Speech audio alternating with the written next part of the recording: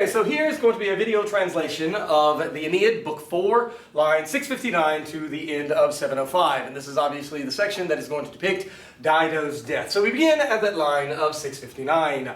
She spoke, she did speak, she has spoken, and having been impressed with respect to her accusative face. Remember that this is what we call the Greek accusative of respect, or the Greek accusative of the body part. And so it is going to be, with respect to her face, having impressed in or on the couch. She's crying into the pillow is what she's doing.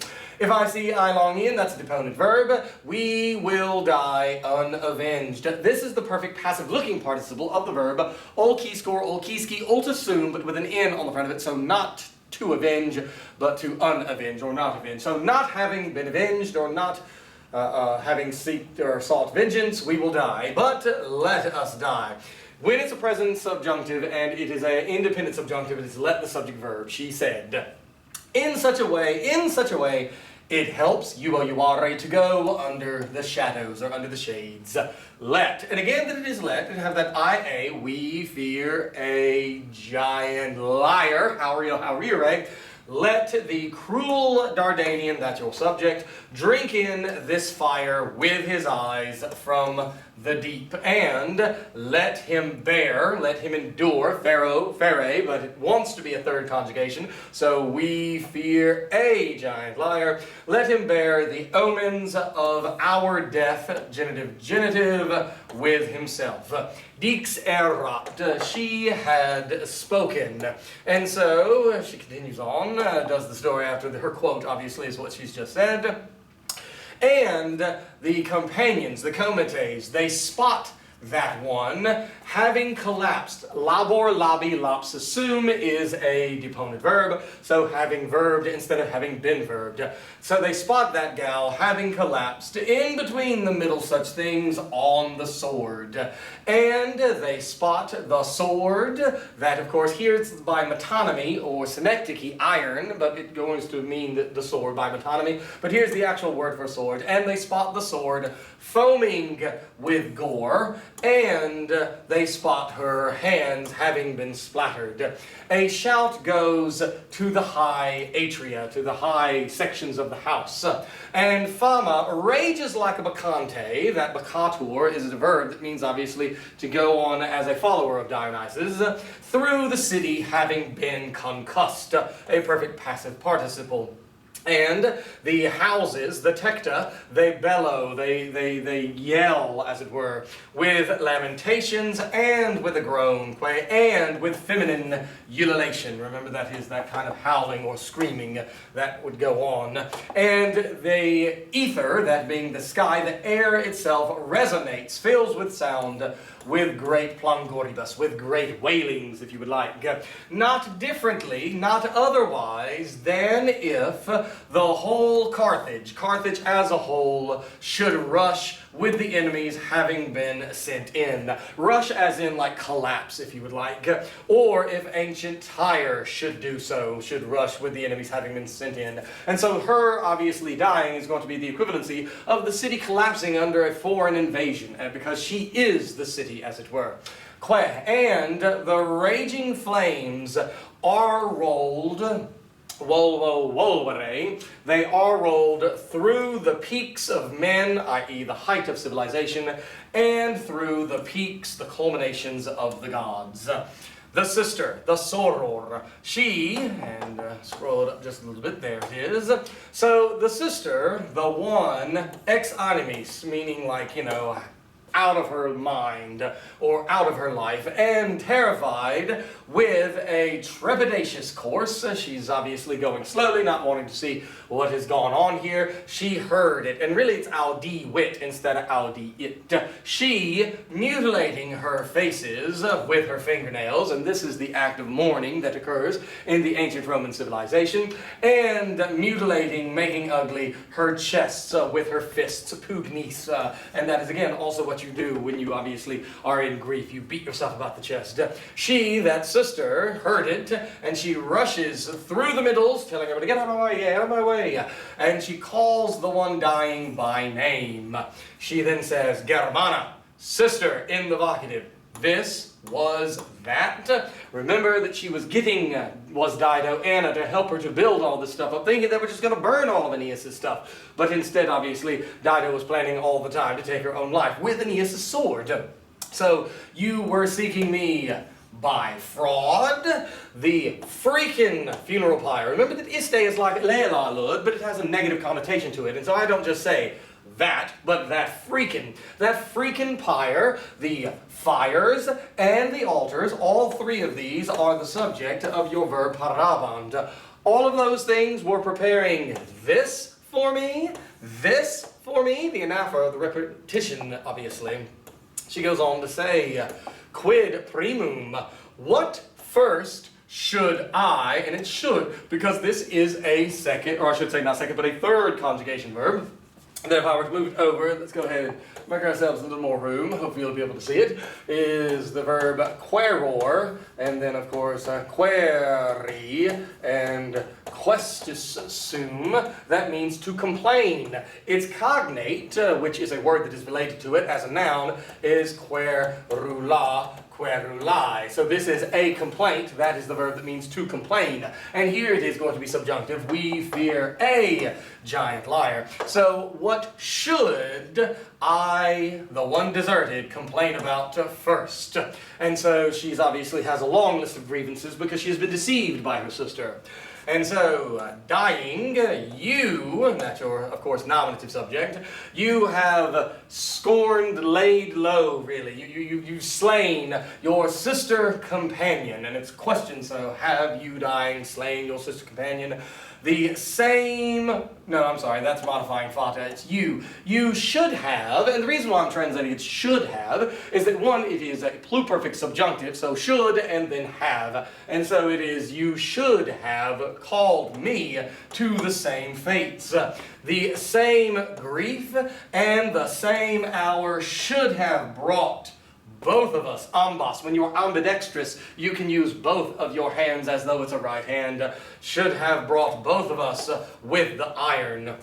And so again, that iron is the sword by metonymy. It's representing what is made of that iron, which is that sword.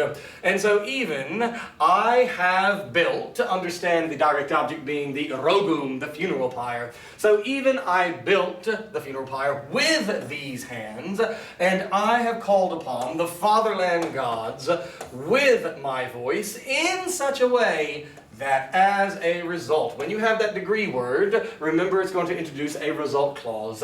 In such a way that as a result, I may be absent, I might be absent, I could be absent from you having been put down, O cruel one. Remember that crudelis is exactly what Dido called to Aeneas in the vocative, because it was Aeneas who abandoned Dido. Now it is Dido that it is abandoning her sister. So her sister is going to use that same exact word, crudelis, to call her sister that Dido had used, obviously, in describing Aeneas.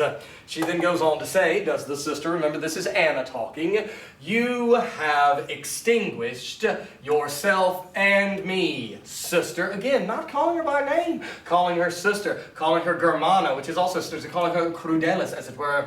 And you have extinguished the population, and you have extinguished the Sidonian fathers, that being the elders of the city, and you have extinguished your city. And so therefore, you're not just killing yourself, you're killing everybody, the civilization, by your actions. Granted, date, from do, dare, dedi, datas, that I wash. Now that is another subjunctive, ablua, abluere, and this is an ut clause that would be an indirect command, date being the commandy word.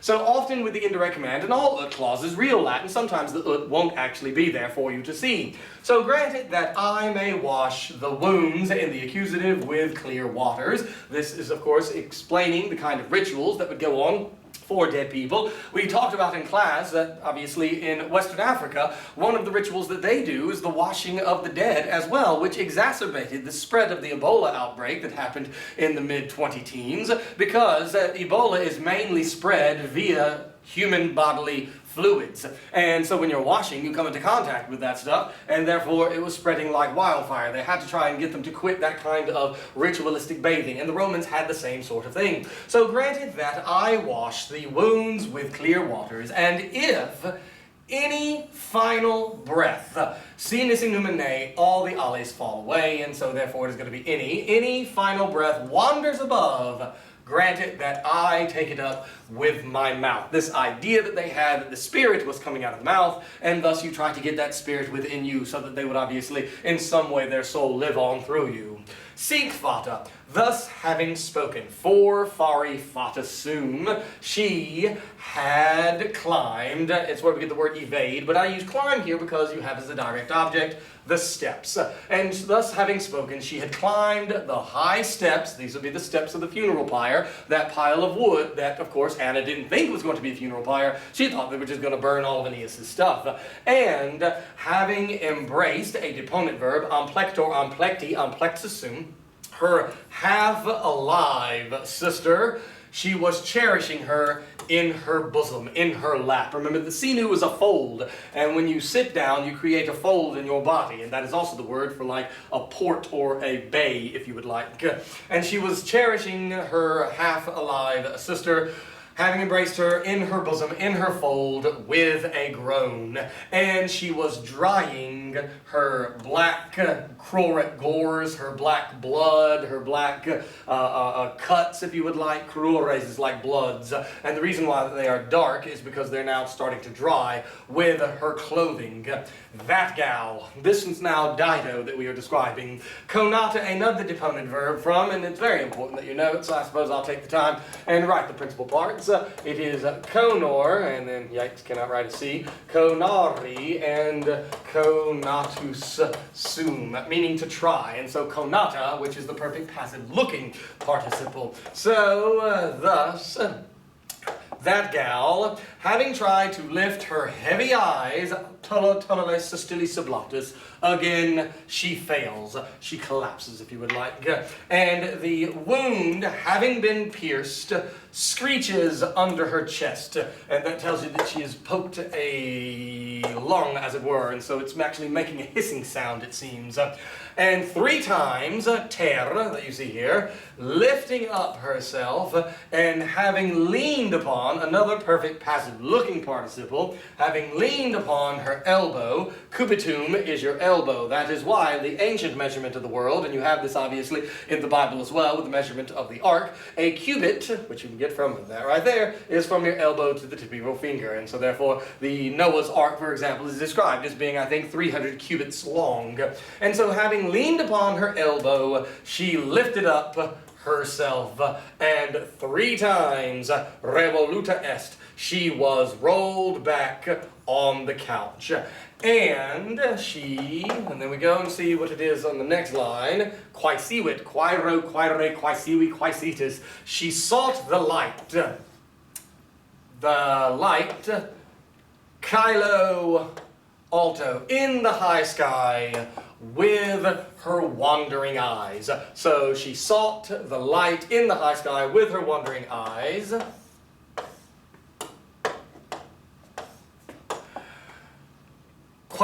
And with it having been found, imply like a luke, which is the light. With the light having been found, she groaned. So this represents the very last moment. And now we have the intervention of Juno, who really is the person who first set up all of the dominoes, as it were. Then Juno omnipotens, then omnipotent Juno, she, having pitied the long grief and the difficult deaths, that's where we get the word obituary. Whenever you have eo ire, and I talked about this earlier in class, whenever you have eo and ire, very often when you put stuff on the front of it to make obviously a compound, obeo means to die, or per eo, per ire means to die. That's why we get the word perish, as it were. And we have both of them right there as die, and here it is the death. Because remember, you take the 4th principal part and turn it into a noun, and it becomes the act of that action. And so therefore, if it means to die as a verb, it is going to be then a death. So, having pitied miserata, the long grief and the difficult deaths, she sent down Mrs. Iris from Olympus.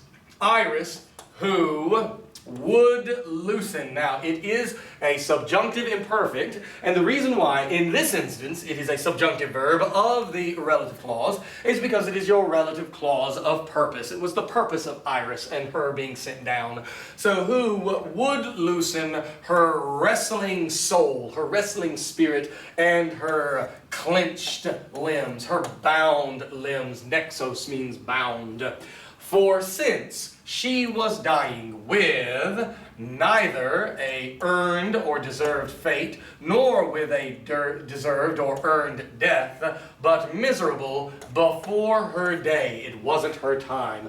And having been inflamed by a sudden madness, she was dying. Because of that, since that, not yet had Proserpina brought or carried, Pharaoh, Tuli, Latis, had carried away, so not yet had Proserpina carried away the blonde hair from the vertex, from the crown for that gal. And so it is that she is not yet known that it was going to be at this moment that she would have her death. And so we continue on. I'm almost at the end, so we're almost done there. Hang in there with me. And not yet had Proserpina assigned, and that's what damno damnare means, had not yet assigned her head to Stygian Orcus. And remember, the Orcus is another word for the underworld. And so the word damn in English literally means assigned. However, the reason why it is of a bad connotation is that usually it is implied assigned to hell. You put a cone on the front of it, and you get the word condemned.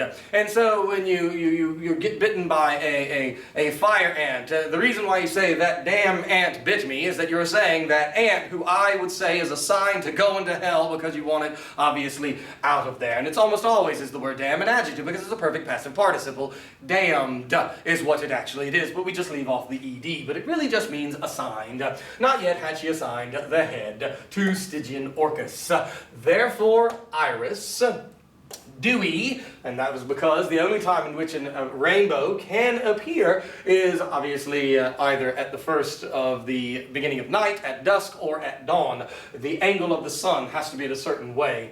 So, therefore Iris, dewy with saffron feathers, through the sky, dragging 1,000 various colors, with the sun facing, that's again the only way in which you get an actual rainbow, she flies down and she took up a position supra caput, above her head. She's actually going to snip the hair from Dido's head so that obviously the soul with that hair will be released down into the underworld.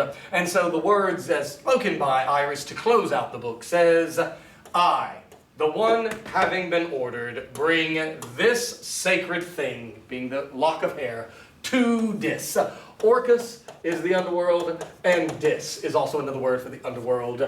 And I loosen, solvo sobre, you in the accusative, from that freaking body. Remember, illo is just that. Isto is that freaking. Thus she speaks, and she cuts, just like the secant does in math, she cuts the hair with her right hand.